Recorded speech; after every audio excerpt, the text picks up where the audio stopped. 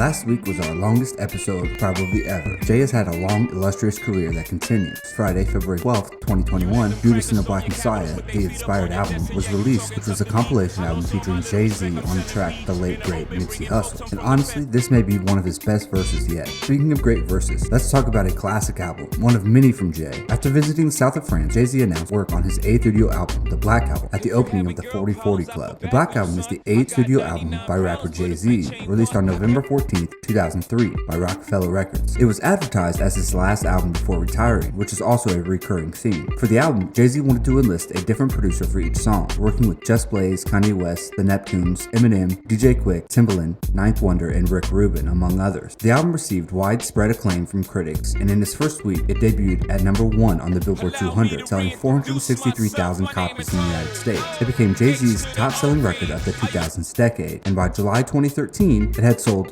3,516,000 copies in the US. The Black Album was promoted with a retirement tour by Jay-Z and 3 singles that also achieved Billboard chart success, including the top 10 hit Change Clothes and Dirt Off Your Shoulder. The songs Encore, Dirt Off Your Shoulder, and 99 Problems were all on the mashup EP Collision Course with Linkin Park. In 2005, the Black Album was nominated for a Grammy Award for the Best Rap Album, losing to Kanye West, The College Dropout, at the 47th Grammy Awards. The Big Brothers' last album was beat out by the Younger Brothers' first album. It was also ranked number 349 in Rolling Stone's list of the 500 greatest albums of all time. December 2004, Rockefeller Records released the Black Album on vinyl with no beats underneath Jay-Z's lyrics, spurring producers and DJs to rework his farewell disc into creations such as the Brown Album and even the Gray Album by Los Angeles producer Danger Mouse, which combines Jay's words with music from the Beatles' self-titled album, which is also known as the White Album, breaking with Rockefeller's tradition of not releasing a cappella 12 inches so producers could remix the hell out of it. The White Album would push Danger Mouse into music fans' ears, thus spurring the group Gnarls Barkley, the group consisting of Danger Mouse and CeeLo Green. Several notable reworkings were released, but of all the remixed albums, the Gray Album was the most popular. The hype around the Gray Album gained notoriety when EMI attempted to halt its distribution despite approval from Jay-Z and the 2 surviving Beatles, Paul McCartney and Ringo Starr. EMI ordered Danger Mouse and retailers carrying the album to cease distribution. Music industry activist group Downhill Battle responded by coordinating Gray Tuesday, an electric civil disobedience event held on February 24, 2004. Participating websites posted copies of the Gray Album for free download for a 24-hour period in protest of EMI's attempt to prevent distribution of the mashup on the grounds that sampling is fair use and that a statutory license should be provided in the same manner as if an artist were to perform or record a cover version of the song. Hundreds of websites publicized the event, with 170 hosting the album for download. Over 100,000 copies were downloaded on that day alone. The legal repercussions of the protest were minimal. A number of participants received cease and desist letters from EMI, but no charges were filed in connection with the event. On November 25, 2003, Jay-Z held a concert billed as the Retirement Party at Madison Square Garden in New York City, which was turned into the film Fade to Black. All proceeds went to a charity. Other performers on the stage that night included collaborators like The Roots as his backing band, Missy Elliott, Memphis Bleak, Beanie Siegel, Freeway, Mary J. Blige, Beyonce, Twista, Ghostface Killah, Foxy Brown, Pharrell Williams, and R. Kelly before he turned problematic, and special appearances by Valletta Wallace and Afina Shakur, the mothers of Notorious B.I.G. and Tupac Shakur. Now let's get down to the track list. Starts with the interlude produced by Just Blaze. Then we get to December 4th, written by Sean Carter, Justin Smith, Walter Boyd, and Elijah Powell. Produced by Just Blaze. Contains a sample of That's How Long, written by Walter Boyd and Elijah Powell Jr., and performed by the Shy Light. Jay's mother, Gloria, narrates a tale of growth through adversity, childhood circumstances, and the catalyst for his career. We're going to take a short ad break here and get right back to the show.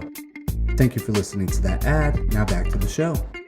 Next is What More Can I Say? Written by Carter, Andre Gonzalez, Simon Johnson, Tom Bell, Kenneth Gamble, and Roland Chambers. Produced by The Buchanans. Additional vocals by Vincent Humphey. Both contain samples of Something for Nothing, written by Tom Bell, Kenneth Gamble, and Roland Chambers, performed by MFSB. And Keep Your Hands High, written by Tracy Lee and Christopher Wallace, and performed by Tracy Lee featuring the Notorious B.I.G. The track is introduced by a sample of dialogue from Gladiator. Encore, written by Carter and Kanye West, produced by Kanye West. Additional vocals by John Legend. Legend, Don Crawley, Leonard Harris, and Kanye West. Contains elements of I Will, performed by John Holt. Change Clothes, written by Carter, Pharrell Williams, and Chad Hugo. Produced by The Neptune. Additional vocals by Pharrell Williams. Next we have Dirt Off Your Shoulder, written by Carter and Timothy Mosley. Produced by Timbaland. Next we have Threat, written by Carter, Patrick Duhit, and Robert Kelly. Produced by Ninth Wonder and Jay-Z. Additional vocals by Cedric the Entertainer, and contains a sample from A Woman's Threat, written and performed by R. Kelly. Moment of Clarity, written by Carter, Marshall Mathers, Louis Resto, and Steve King. Produced by Eminem and Resto. 99 Problems, written by Carter, Rick Rubin, Norman Landsberg, Felix Pappalardi, John Fincher, Leslie Weinstein, William Squire, Tracy Morrow, and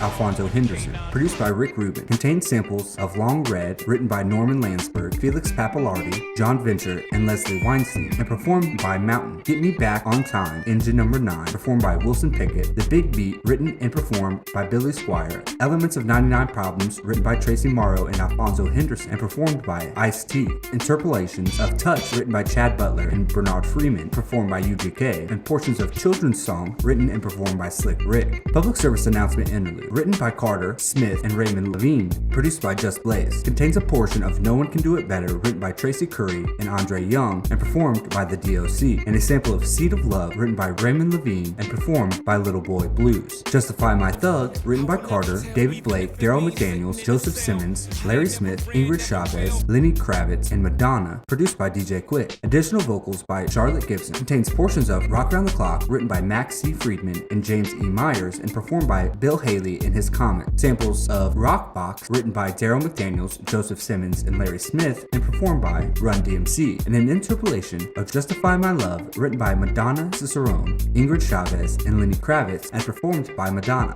Lucifer, written by Carter, West, Hugh Perry, Armand Covey, Maxie Smith, and produced by Kanye West. Additional vocals by Kanye West. Contains a sample of Chase the Devil, written by Hugh Perry and Maxie Smith, and performed by Max Romero. Allure, written by Carter, Williams, and Hugo, produced by The Neptune.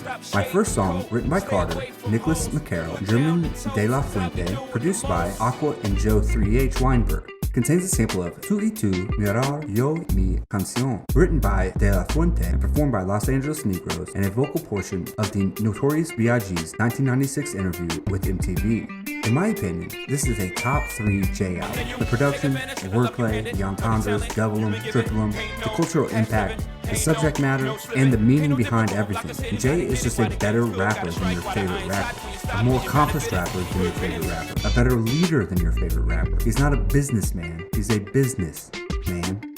Oh, also, Jay is a nominee to get into the Rock and Roll Hall of Fame this year. Now is your time to vote, so go vote. There are a lot of great artists on the list this year, including Mary J. Blige, The Foo Fighters, LL Cool J, Carole King, Tina Turner, Fela Kuti, and Rage Against the Machine, amongst others. You can become a nominee 25 years after the release of your first album, and it has been 25 years since the release of the legendary Reasonable Doubt album. Thank you for listening to this episode on The Black Album by Jay-Z. You can follow us on Instagram at Hip Hop History Pod. Thank you, and please tell a friend to tell a friend, subscribe, and leave a review where possible. Have a great day.